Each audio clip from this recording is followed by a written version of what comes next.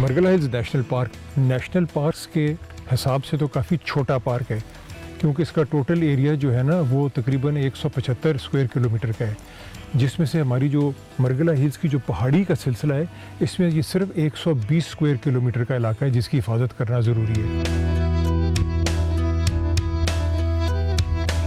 असूली तौर पे तो जब ये नेशनल पार्क बना था 1979 में, तो फौरी तौर पे एक बोर्ड बन गया। बोर्ड का मकसद ये होता है कि एक तो काम करने वाला स्टाफ मौजूद होता है, फिर उनकी एक सरपरस्ती होती है जिसमें कोई साइंटिस्ट होते हैं, कोई फिलैंथ्रोपिस्ट होते हैं, जिन लोगों ने नज़रसानी की होती है, जिनका एक्सपीरियंस होता है बहुत सालों का निज़ाम चलाने में। बाकी जो चलने वाले लोग हैं इसमें वो तो है यहाँ के वाइल्ड लाइफ गार्ड्स हो गए, वाइल्ड लाइफ के अफसरान हो गए, फॉरेस्ट का गार्ड हो गया, वो तो काम करेंगे, मगर उनको डायरेक्शन कौन देगा, किस डायरेक्शन में इस पार्क को लेके जाना है फॉर द फ्यूचर, ये बोर्ड का काम होता है। फिर साइंसदान जो है, प्रोफेसर जेड.बी. मिर्ज़ा हमारे बोर्ड के मेंबर है, हमारे साइंटिफिक कमेटी के मेंबर हैं, वो साइंसी तौर पे इसकी जो है ना वो इन्वेस्टिगेट करके बताते हैं कि व्हाट आर द प्रॉब्लम्स। तो फिर जो प्रोटेक्शन की टीम है, जो बड़ी स्ट्रॉन्ग टीम है हमारी, वो फिर उन मसलों को हल करती है। फॉर एग्जांपल ये कि सबसे बड़ा मसला हमारा जो है वो ये है कि जंगल की कटाई होती है और हमेशा से होती चली आ रही है। इसको किस तरह रोका जाए, नंबर 1। नंबर 2, जंगली जानवरों का जो है ना चोरी होना यहाँ से, या उनको मारे जाना, यानी कि शिकारी आके काम करते हैं, इसको मैनेज करना, नंबर 2। Number 3, encroachment. ठीक है नहीं, इंक्रोचमेंट मीन्स कि जो लोग यहाँ जिनकी पुराने घर थे वो कुछ अपने घरों को बढ़ाते हैं। फिर यहाँ इंस्टीट्यूशनल इंक्रोचमेंट होती है। फॉर एग्जांपल हमारे यहाँ गोल्फ कोर्स बन गया है, एक क्रिकेट का स्टेडियम बनने लगा था। तो इस किस्म की चीज़ें, दीज आर इंस्टीट्यूशन, यानी कि ये कोई एक शख्स नहीं करता, मगर ये हुकूमत पाकिस्तान खुद इजाज़त दे के एक इंस्टीट्यूशन इसको ला के खड़ी कर देती है और यहाँ नुकसान पहुँचाती है। तो हर 5-10 साल बाद इसी तरह की जगह देते रहे तो पार्क बचेगा ही नहीं। फिर इसके अलावा हमारे जंगलों में इन्वेसिव स्पीशीज़ हैं, यानी कि वो पौधे जो यहाँ के, जो मेरे पीछे आप देख रहे हैं, ये यहाँ की नेचुरल वेजिटेशन होती है। तो हर इलाके की अपनी वेजिटेशन होती है, मगर अगर आप उस पर नज़र ना रखें तो गंदी बूटियाँ जो होती हैं ना वो आहिस्ता आहिस्ता बढ़ती जाती हैं, जो कि इंसानों के साथ, जिस तरह इंसानों का इस जंगल में रास्ता बनता है, उसके साथ जंगली बूटियाँ भी आती हैं। अगर आप उसको काबू नहीं करेंगे, क्योंकि वो अपने इर्द गिर्द एक जहर फैलाती हैं, तो नॉर्मल जो दरख्त और झाड़ी होती है वो ख़त्म होती जाती हैं और ये फैलती जाती हैं। तो इस वक्त तकरीबन 15 से 20% Margalla hills national park invasive species की नज़र हो चुका है। और हम हर साल को थोड़ा बहुत एरिया जो है ना रिकवर करते हैं, मगर अभी भी तकरीबन ये अगला 10 साल का प्रोग्राम अभी बनेगा, ये क्लीन एंड ग्रीन पाकिस्तान के तहत, जिसमें हम इन्वेस्टमेंट ला के जैसे फिर ये साफ़ होगी तो जो नेचुरल वेजिटेशन है वो खुद ब खुद वापस ऊपर आ जाती है।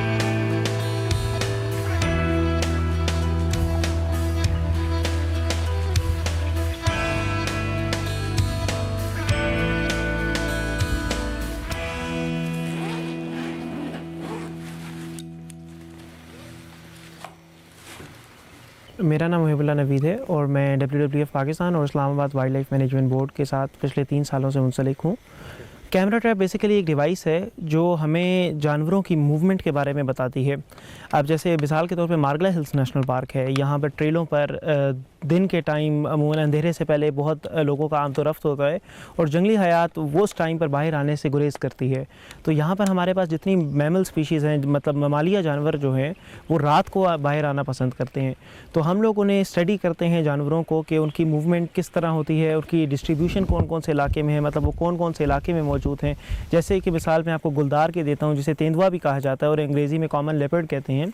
हमारे नेशनल पार्क में कॉमन लेपर्ड मौजूद है, हम उसे शायद दिन में ना देख सकें, तो हम लोग कैमरा ट्रैप एक ऐसी डिवाइस है कि जिसके अंदर मोशन सेंसर लगा हुआ होता है कि जो भी चीज़ उसके सामने से, जो भी जानवर उसके सामने से गुजरेगा, चाहे वो दिन का टाइम हो या रात का टाइम हो, उसकी फुटेज बन जाएगी और उसे वो हमारे लिए बहुत हेल्पफुल होती है नेशनल पार्क में प्रोटेक्शन के हवाले से।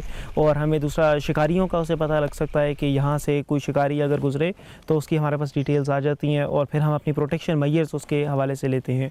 तो ये पूरी दुनिया में कैमरा ट्रैप्स यूज़ किए जाते हैं और आजकल पुराने ज़माने में रिसर्च टेक्निक्स कुछ और थी और आज टेक्नोलॉजी में जिद्दत के साथ जो है चेंजेस आई हैं और उसमें कैमरा ट्रैप एक बहुत यूज़फुल डिवाइस है जो वाइल्ड लाइफ कंजर्वेशन में हेल्प करती है।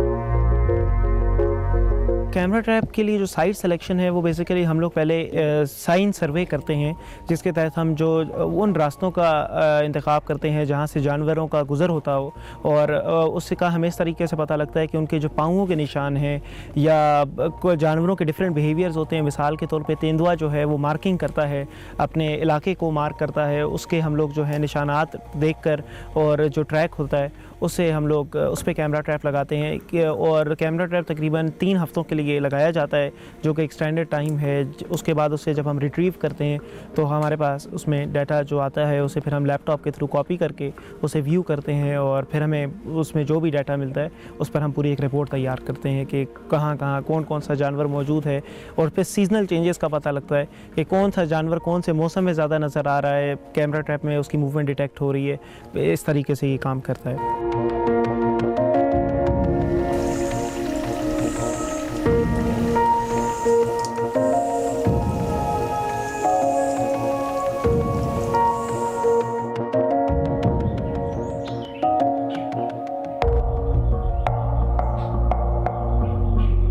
वाइल्ड लाइफ का जंगल में रहना जो है ना, उसका जो वक्त है वो रात का टाइम होता है।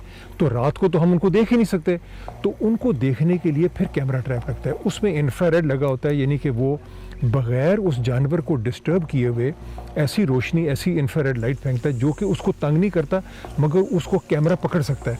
अभी हमें पिछले ये 2-3 हफ्तों में हमें बहुत इंटरेस्टिंग इन्फॉर्मेशन जो मिली है, उसमें आप देखेंगे कि यहाँ हमारे इस्लामाबाद के बिल्कुल करीब लेपर्ड पाया जाता है, और ये एपेक्स स्पीशीज़ है, यानी कि जहाँ पर लेपर्ड पाया जाएगा इसका मतलब है इसके नीचे के जितने भी जानवर हैं उनकी हिफाजत हो रही है। उनकी हिफाजत होगी तो लेपर्ड आएगा। तो ये हमारे लिए, मतलब हम समझते हैं कि हमारे लिए ये बहुत बड़ा ताज हमारे सर पे होता है किसी भी वाइल्ड लाइफ ऑर्गेनाइजेशन पे, जब उसके पास एक हाई लेवल की स्पीशीज़ मौजूद हो। तो हमारे पास लेपर्ड की 2 फैमिलीज़ मौजूद हैं। ये प्रेडेटर होता है जिसको प्रेडेटर कहते हैं। अब जो प्रे है इसका वो बार्किंग डियर है, इस पर वाइल्ड बोर है। तो ये सारी चीज़ें ये कितनी मौजूद हैं, ये सारी चीज़ें हम जो है ना कैमरा ट्रैप में हम देखते हैं इनको। इसमें जो है ना वो लोमड़ियाँ हैं, गीदड़ हैं, इसमें पेंगोलिन्स हैं। Islamabad wild life management board को बहुत सारा सहारा और बहुत सारी मदद हमें WWF पाकिस्तान से मिला। उन्होंने हमसे एक इंटरनेशनल एप्लीकेशन शेयर की जिसको कहते हैं साइबर ट्रैकर। अब ये साइबर ट्रैकर एक सेल फ़ोन पे एक ऐप होता है, ये डाल दिया जाता है।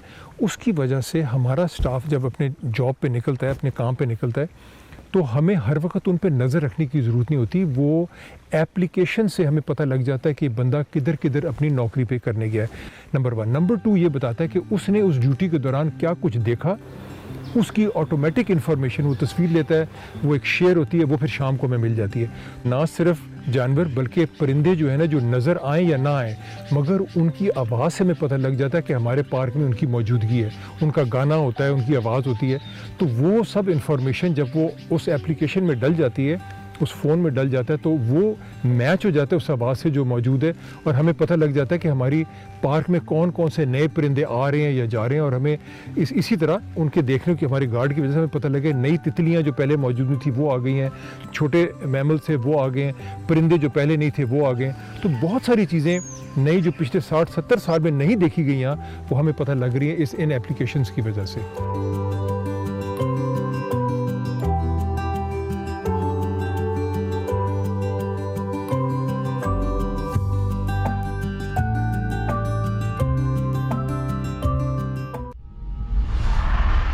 शाह अस्त हुसैन, बादशाह अस्त हुसैन,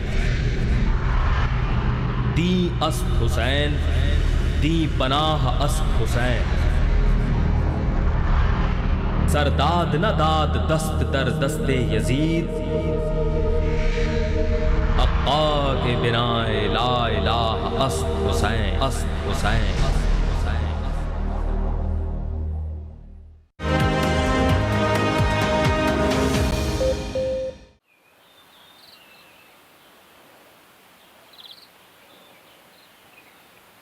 जब इंसानों की तादाद बढ़ती है तो अपने साथ वो बहुत सारे मसले भी लेकर आता है। और एक बहुत बड़ा मसला हमारे जो नेशनल पार्क्स में वो ये है कि वो कचरा फैलाते हैं बहुत, चाहे वो पानी की बोतल हो, चाहे वो चिप्स का पैकेट हो। और चाहे वो च्युइंगम का पैकेट हो, तो छोटे छोटे से लेके बड़े खाने के पैकेट, ये बेइंतहा हमारे ट्रेल्स के ऊपर इनकी मिकदार पाई जाती थी। तो हमने ये चीज़ आहिस्ता आहिस्ता इसको रोकने की कोशिश की, मगर हमने देखा कि हर शख्स जो है वो, हमारे गार्ड्स के साथ यही झगड़ा होता है कि जी मैं तो बड़ा समझदार हूँ, आप इसकी फ़िक्र ना करें, मैं वापस लेकर आऊँगा, मगर उसके बावजूद इतना कचरा होता था। तो अब हमने अपने कानून के बोर्ड लगा दिए कि इस कानून के तहत आपको रोका जा रहा है, जिसकी वजह से आप कोई भी डिस्पोजेबल प्लास्टिक, जिस प्लास्टिक की चीज़ को आप फेंक सकें, इस्तेमाल करें और फेंक सकें, उसके हमारे पार्क में ले जाने की इजाज़त बिल्कुल मना हो चुकी है। यहाँ पे जो विजिटर्स आते हैं उनसे हम प्लास्टिक पैकिंग में जो भी चीज़ें हैं, डिस्पोजेबल पैकिंग में जो भी वो चीज़ खाने पीने की लाते हैं, तो वो हम लोग यहाँ पे रोक लेते हैं। उनको बताते हैं कि ये चीज़ें जो है इस नेशनल पार्क में ले जाना मना है। ऊपर लोग फेंक के आते हैं, जो लिटरिंग करके आते हैं प्लास्टिक बैग्स वगैरह, तो फिर उनसे हीट की वजह से आग लगने का भी ख़तरा होता है, और उसके बाद जानवर खाते हैं तो वो भी फिर इसकी वजह से वो मरते हैं। कुछ शहरी हैं हमारे साथ जो तावन करते हैं, अच्छे हमारे साथ चलते हैं। कोई ऐसे बंदे हैं जो बाज़ औक़ात बदतमीज़ी करते हैं, बहुत बुरा जो है ना सलूक करते हैं आगे से, पर हमारी नौकरी है, बर्दाश्त तो करनी पड़ती है। हम खुद जाते हैं, कचरा उठा के लाते हैं, कोई चला भी जाए। और कोई शहरी ऐसे भी हैं जो हमारे साथ कंप्रोमाइज़ करते हैं और वो भी हमारे साथ कचरा ले के आते हैं। दूसरा जो मसला था लोगों का, एक तो उनको पकाने का शौक़ होता है, इसके दो बड़े नुकसान होते हैं। एक तो नुकसान ये होता है कि जंगल में आप आग लगाते हैं, आप चले गए पीछे, वो आग चलती रही तो जंगल को बहुत नुकसान पहुंचता है। इसीलिए हमने मरगला हिल्स नेशनल पार्क में हमने कुकिंग के एरियाज़ और कैंप साइट बच्चों के लिए पार्क से के बिल्कुल हद के साथ रखा, जो कि पार्क के बाहर है। और हम अब लोगों को कहते हैं कि आप अगर कुकिंग करना चाहते हैं, आप खाएं पिएं इधर और फिर जाके सैर करके वापस आ जाएं, मगर आप खाने की चीज़ें ना पका सकते हैं पार्क के अंदर और ना लेके जा सकते हैं। हमारे नेशनल पार्क में एक और जो सबसे बड़ा मसला है वो जंगली हयात की गैर कानूनी तिजारत का है। पाकिस्तान में 8 इकसाम के कछुए पाए जाते हैं मीठे पानी के, 4 सॉफ्ट शेल हैं और 4 हार्ड शेल स्पीशीज़ हैं। और कछुए जो हैं उन्हें तमाम जानवरों में से बहुत ज़्यादा ख़तरात लाक हैं, जिनमें इलीगल ट्रेड एक बहुत बड़ा मसला है। लोग उन्हें पकड़ते हैं, कुछ लोग उन्हें गोश्त के तौर पे फ़रोख्त करते हैं और कुछ लोग उन्हें शौकिया रखते हैं। तो कछुओं का बहुत इंपॉर्टेंट रोल है हमारे इकोसिस्टम में ये रोल है कि वो पानी को साफ़ करते हैं। वो अल्लाह ताला ने एक नेचुरल फ़िल्टर बनाए हुए हैं जो आपका जो गंदगी है पानी के अंदर उस पर फीड करते हैं और आपकी मछली के लिए पानी को साफ़ करते हैं। और अगर खुदा न खास्ता सारे कछुए पानी से आप निकाल दें या ख़त्म हो जाएं, तो आप सोच सकते हैं कि वो मछली हमारे पास नहीं होगी जो हम लोग खाते हैं। तो कछुओं का भी बहुत इंपॉर्टेंट रोल है। अभी रिसेंटली हमारे टीम ने ऑपरेशन करके एक नायाब नस्ल का काले धब्बों वाला कछुआ पकड़ा, जिसका IUCN में वल्नरेबल स्टेटस है, जिससे मुराद कि वो एक बहुत नायाब कछुआ है। और अभी हम लोगों ने उसे क्वारंटाइन के लिए रखा हुआ है ताकि उस हैबिटेट के साथ दोबारा मानूस किया जा सके और उसे दोबारा वाइल्ड में रिलीज़ किया जा सके।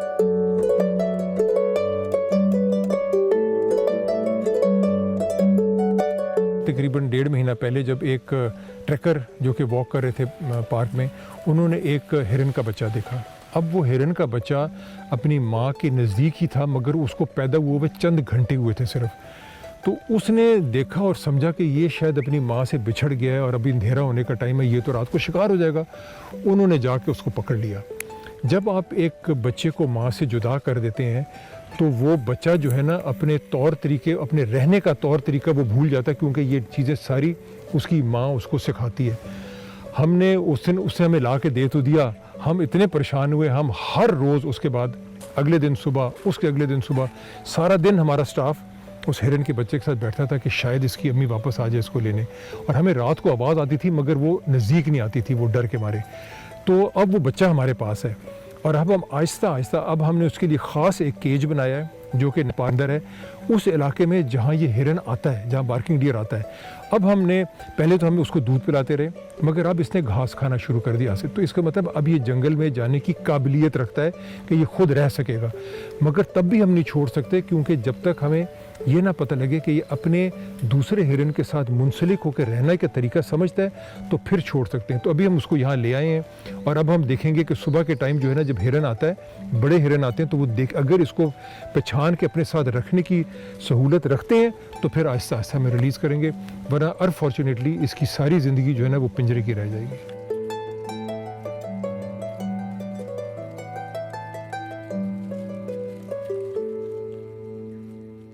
बहुत सारे ऐसे जानवर यहाँ आ जाते हैं जो हमारे इलाके के हों या ना हों, मगर उनको कहीं और से जंगल से पकड़ा जाता है और फिर उसको पब्लिक के लिए नाच ड्रामे के लिए उसको ले जाया जाता है। मसलन रीछ की एग्जांपल ले लें आप, हमने पिछले 2 सालों में यहाँ से 3 रीछ पकड़े हैं और इन रीछों को पकड़ के हमने एक वाइल्ड लाइफ सेंचुरी है हुकूमत की, वहाँ पर बलकसर में इनको वहाँ भेज दिया जाता है।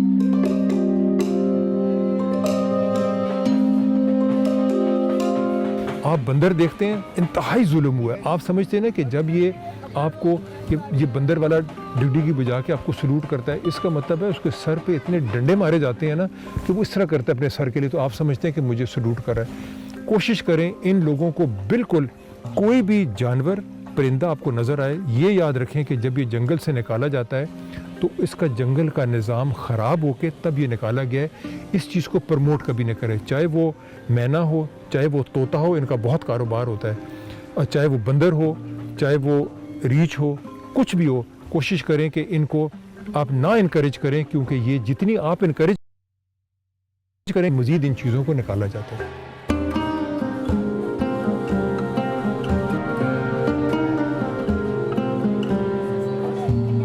इन जानवरों और इन परिंदों का हमारे जो नेचुरल इकोसिस्टम है उसमें इनका रोल कितना इम्पोर्टेंट होता है। मसलन मैं बंदर का मिसाल दे दूँ, देखें जब ये एक जगह से एक फ्रूट को खाता है, या तो कुछ फ्रूट वहाँ गिरेगा, उसके नज़दीक गिरेगा तो वो नया पौधा पैदा हो जाएगा, वरना उसके पखाने में जब उसकी बीज गिरती है वो वहाँ से 1 किलोमीटर, 2 किलोमीटर, 5 किलोमीटर जाएगा। तो इसी तरह जंगल में दरख्तों के ख़ासकर फ्रूट बेरिंग ट्रीज़, क्योंकि जानवरों ने भी कुछ चीज़ खाना ही होता है ना, तो ये आपके घर वाले खाने तो मिलते नहीं उनको, तो ये घर जंगल में जो फ्रूट का दरख्त उसका फ्रूट खाता है, जितने ये फैलाव इनका होगा उतनी वाइल्ड लाइफ मौजूद होगी। और क्योंकि ये जंगल में रहने के बजाय ये सड़कों के किनारे आ जाते हैं कि जी लोग हमें खाना खिलाएंगे, और उनके लिए ज़िंदगी आसान हो जाती है। हालांकि हर जगह ये बोर्ड लिखे जाते हैं और लिखा जाता है कि प्लीज़ अगर आपने कोई जंगली जानवर को खिलाना मना है, मगर फिर भी लोग शौक़ से समझते हैं जी भूखा जानवर है, मगर अब ये समझें कि आप उस जानवर की सेहत को ख़राब कर रहे हैं।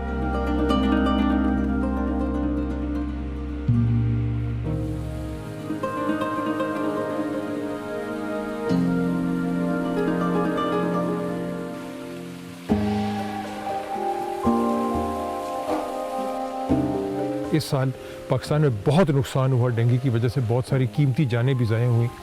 और डेंगू का जो मच्छर है वो फैलता है, जब तक उसको खड़ा हुआ पानी नहीं मिलेगा तो वो फैल नहीं सकता। अब हमारे पार्क में बहुत सारी ऐसी जगह हैं, आप देख रहे हैं मेरे पीछे भी पानी चल रहा है और खड़ा है, तो इन तालाबों में बहुत सारे कीड़े, छोटी मच्छियाँ, मेंढक के बच्चे, ये सारे जो चीज़ें होती हैं ना, ये उसके अंडे और बच्चों को खाती हैं। तो जब आप उन जगहों को इस काबिल ही नहीं छोड़ेंगे और उनके अंदर जो रहने वाले जानवर और छोटे मेंढकें होंगी और जो छोटी मच्छियाँ होंगी, जब उनको ख़त्म कर देंगे तो मच्छर ही मच्छर होगा, और मच्छर जब फैलेगा तो डेंगू फैलेगा, मलेरिया फैलेगा। इन सारी चीज़ों का क्योंकि जो निज़ाम है ना, अगर आप निज़ाम में एक चीज़ को तोड़ेंगे तो दूसरी चीज़ की मकदार बढ़ती, ये सेल्फ कंट्रोल होता है।